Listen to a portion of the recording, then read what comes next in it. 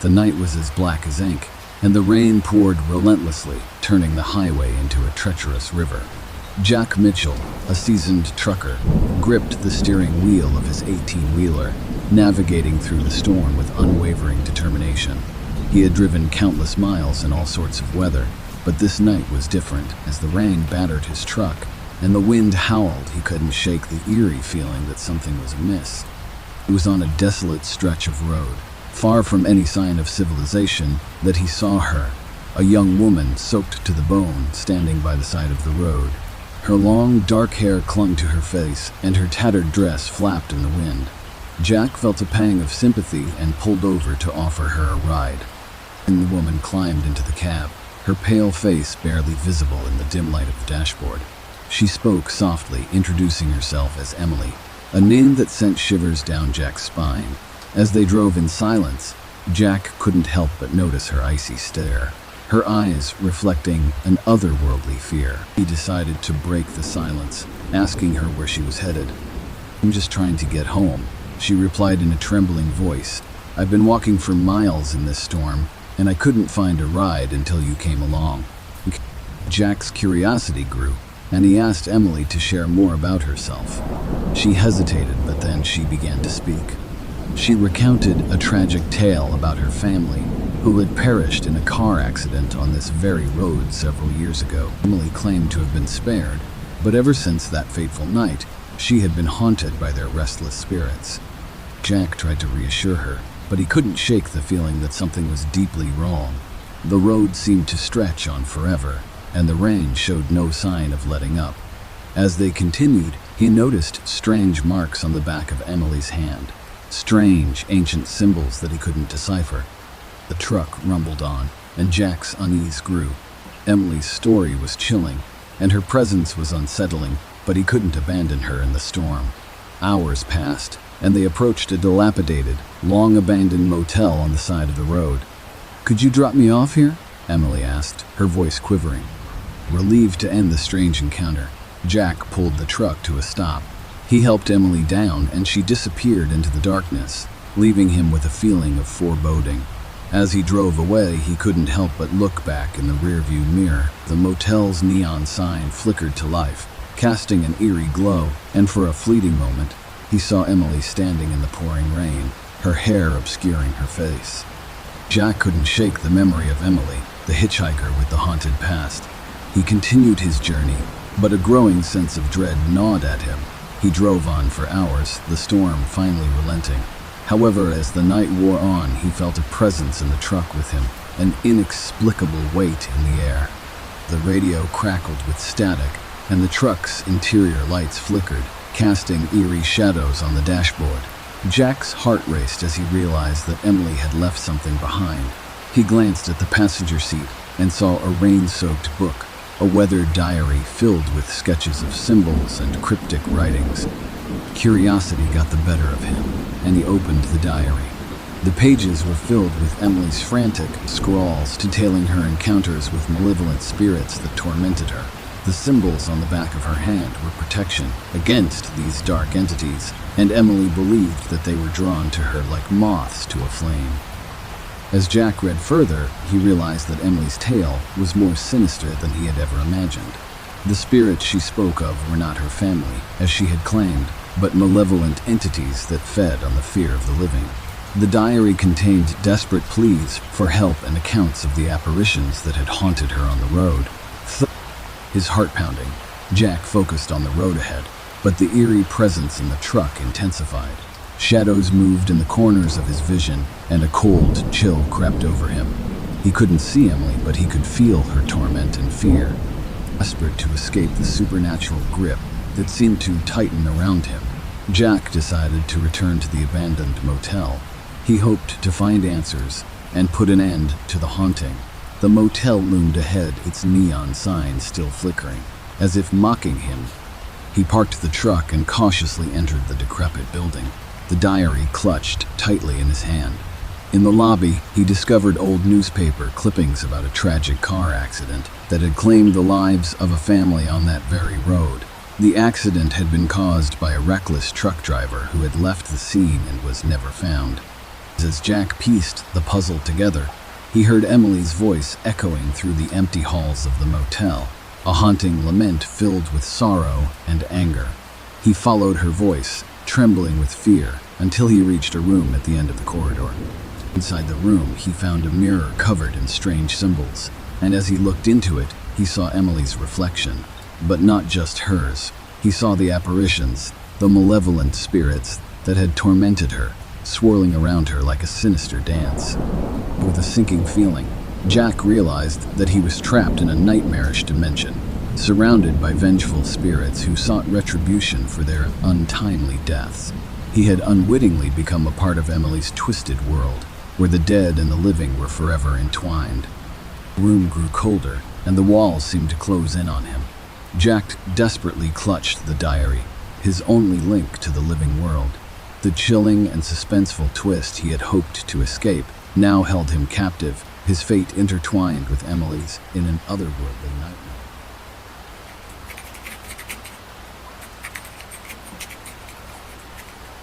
The wind howled through the desolate, moonlit highway as James, a seasoned trucker, guided his 18-wheeler down the deserted stretch of road.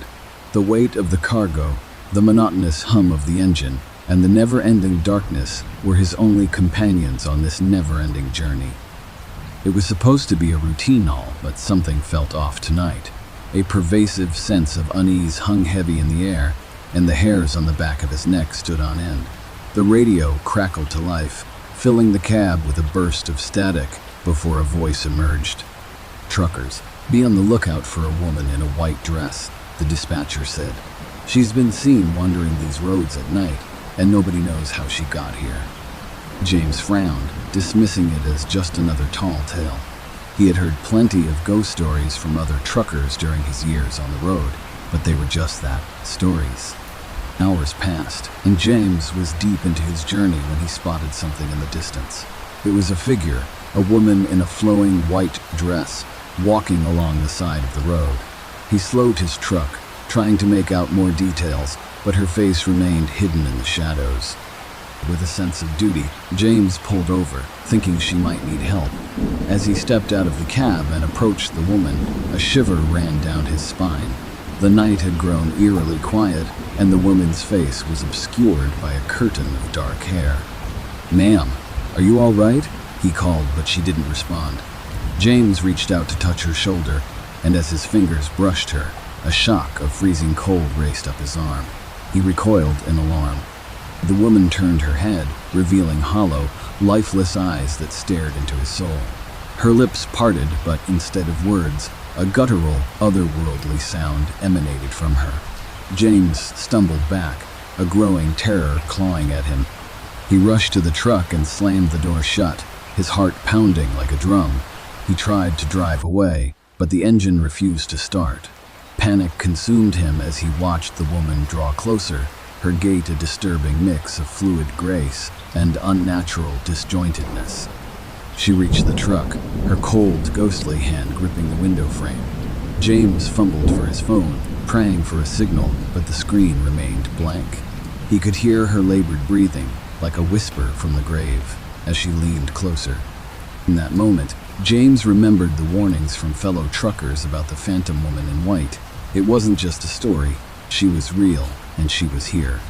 Trapped in the cab of his truck, James's heart raced as the woman in white pressed her ghostly face against the window, her lifeless eyes locking onto his. He could feel her icy breath seeping into the cab. Desperation surged through him as he pounded the dashboard, trying to get the engine to roar to life.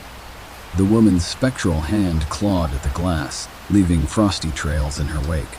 James was certain she meant to drag him into some otherworldly abyss. He closed his eyes and muttered a prayer, clinging to a sliver of hope. Suddenly, the engine roared to life, and James wasted no time. He slammed the gas pedal to the floor, tires screeching as the truck lurched forward. The woman in white was left behind, her haunting presence dwindling in the rearview mirror. James pushed the truck to its limits, needing to put as much distance between him and that terrifying apparition as possible. As the miles passed, James's racing heart began to slow, and he tried to make sense of what he had just experienced. The night's events had shattered his skepticism about ghostly tales on the road. He had encountered something beyond explanation, something malevolent. The dispatcher's warning echoed in his mind, and he realized that other truckers had surely crossed paths with the woman in white. How many of them had met the same fate, unable to escape her grasp? James couldn't shake the feeling that he had cheated death, at least for now. Hours later, James pulled into a roadside diner, his hands still trembling on the steering wheel. He shared his chilling encounter with a few fellow truckers, and their faces paled as they traded their own eerie experiences with the woman in white. It seemed she had been haunting these highways for decades, a vengeful spirit trapped in a never-ending cycle of torment. Despite his near escape, James knew that the woman in white would forever haunt his memories. As he climbed back into the cab and resumed his journey, he couldn't help but glance at the moonlit road, wondering if she was still out there, waiting for her next victim. The long haul had become a never-ending nightmare, and the road ahead seemed more treacherous than ever before.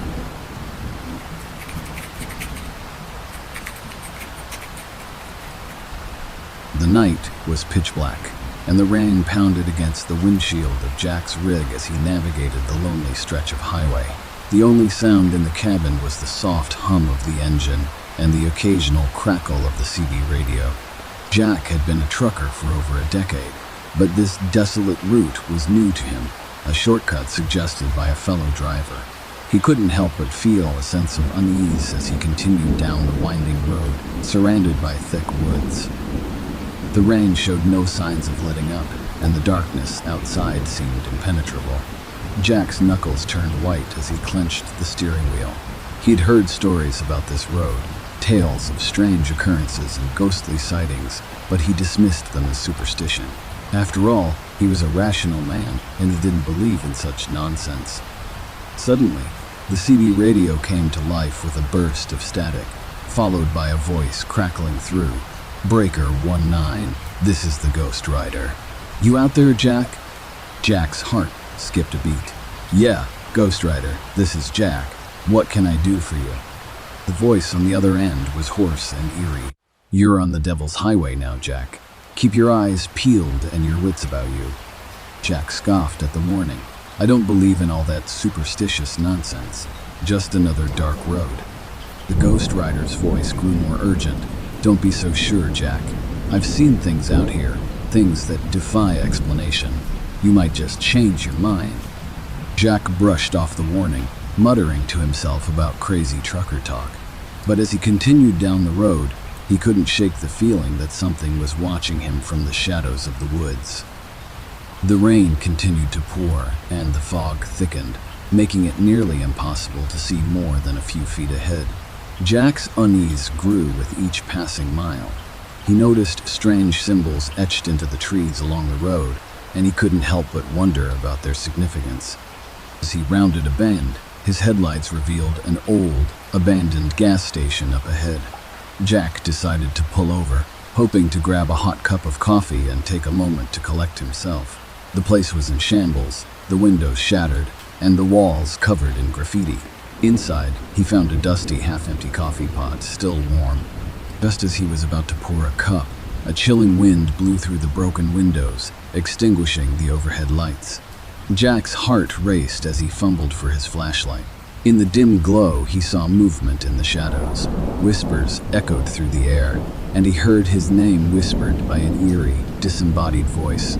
Terrified, Jack turned to flee, but the entrance door slammed shut, trapping him inside. Panic set in as he frantically searched for a way out. The strange symbols from the trees were scrawled all over the walls, and the air grew colder with each passing second. Jack's breath quickened as he desperately tried to pry open the door, but it remained stubbornly sealed. The whispers in the darkness grew louder, more insistent, and he could feel unseen eyes upon him. He shone his flashlight around, revealing ghostly figures that seemed to flicker in and out of existence. Panic coursed through him as the apparitions closed in, their translucent forms sending shivers down his spine. They moaned and wailed, their faces contorted in anguish. Jack couldn't make out their features, but their torment was unmistakable. As the spectral figures drew nearer, Jack stumbled upon an old newspaper on the floor. The headline sent a chill down his spine. Ghostly phenomena plague the Devil's Highway. It detailed the disappearances of truckers who ventured onto this cursed route, never to be seen again. Jack's heart sank, and he knew he had made a grave mistake. He scrambled to his feet, flashlight in hand, and made a dash for the rear exit. But the apparitions were relentless, blocking his path. Desperation overcame him, and he fumbled in his pocket for his CB radio. "Ghost Rider, if you can hear me, I need help." The eerie voice of the Ghost Rider responded, "You should have listened, Jack. The Devil's Highway doesn't take kindly to trespassers." With a final, desperate push, Jack managed to burst through the back door and sprint into the pouring rain. He ran for his truck, never looking back, praying that he would make it out of this nightmare alive. The rain soaked him to the bone, but he didn't dare stop. The apparitions pursued him, their haunting cries echoing through the storm. Jack reached his rig, swung the door open, and slammed it shut, locking himself inside. He floored the accelerator and tore down the road, leaving the sinister gas station far behind. The rain slowly began to subside as he drove, and the fog lifted. Jack's heart still pounded in his chest, and he couldn't shake the feeling that the ghostly entities were still out there, lingering on the Devil's Highway. He'd never been a superstitious man, but this night had shaken his beliefs to the core. And as the first light of dawn began to break, Jack pulled into a truck stop, his hands trembling as he recounted the horrifying encounter. He couldn't explain what had happened, and he knew no one would believe him. He decided to keep the experience to himself, but he would never forget the chilling night he'd spent on the Devil's Highway, a road where the supernatural met the mundane, and where truckers' nightmares became all too real.